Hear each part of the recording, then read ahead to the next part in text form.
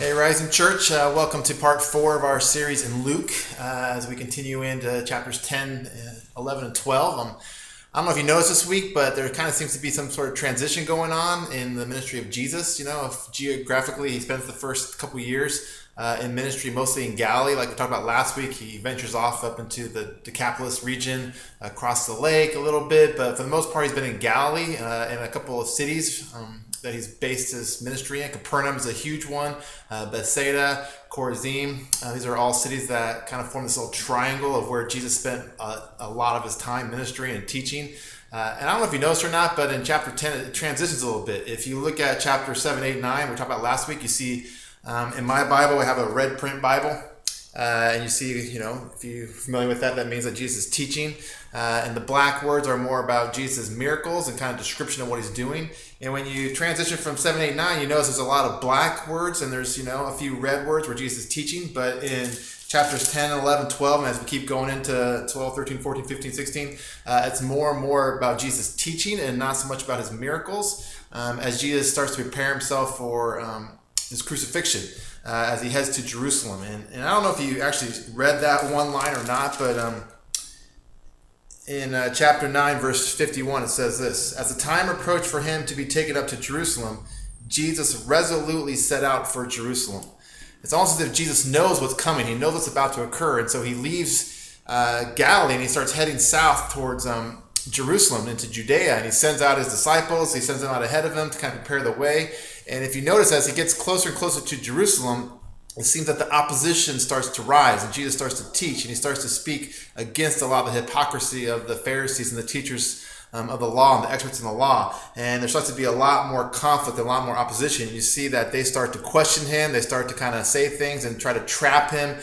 Jesus starts to really kind of tick them off a little bit as he says a lot of different things to them. And they actually say to him in chapter 11, verse 45, "When you say these things, you're insulting us." And I don't know if Jesus is trying to, you know, kind of push them on a little bit or not, but he says he's resolutely set himself towards Jerusalem. He knows that this is going to happen. He knows he's going to increase opposition. He knows these people are not going to appreciate him or accept him, and he continues on. And I just, you know, as you look at his teaching, you're going to see it gets harder and harder and harder and harder. It's not so pleasant. It's not so easy.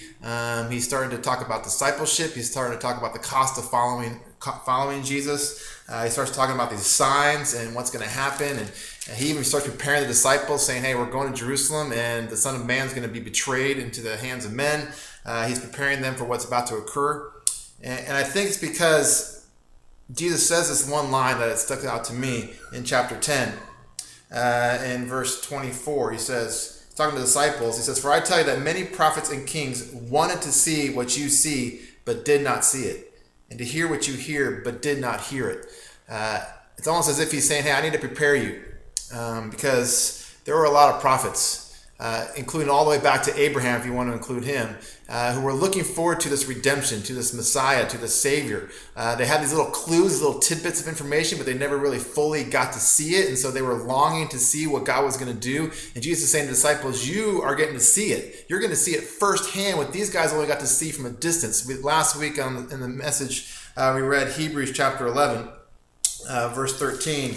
And it's a really important verse because it's talking about how it says all these people were still living by faith when they died. They did not receive the things promised. They only saw them and welcomed them from a distance, admitting that they were foreigners and strangers on earth. It's almost as if all the people in the Old Testament, all these prophets, all these leaders, they were looking ahead to see Jesus, but they didn't get to see him. It was veiled from their eyes. They didn't get to actually witness it firsthand. And Jesus is saying, you guys have like a front row seat, and you get to see all this stuff. You get to see fulfillment of all these prophecies.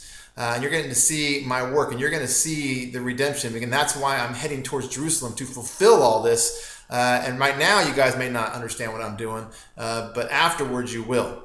And so I just think Jesus is preparing himself. He's preparing his disciples. He's preparing his heart, and he set his heart towards Jerusalem because he knows that's going to be the fulfillment. That's going to be where everything's going to come together. God's plan that he set in motion from the very beginning, enacted in Abraham, as he said, hey, through you, all nations are going to be blessed. As this promise continued on to the prophets for the next 2,000 years from Abraham, it's finally come to fruition. It's come to fruition in Jesus. And so Jesus sets his heart, sets his mind, sets his focus resolutely on Jerusalem. because he knows what's going to occur here. And so that's kind of where we're heading. Hopefully you guys will be off to a great discussion as you dive into Jesus' teachings. Again, as they get harder and harder, I hope you guys will not just brush over the harder statements that he makes, but really kind of say, what is he talking about? What does he mean? What does this mean for us living in 2015? So hope we're off to a great start. Enjoy your discussion, and we'll see you next week. Thanks.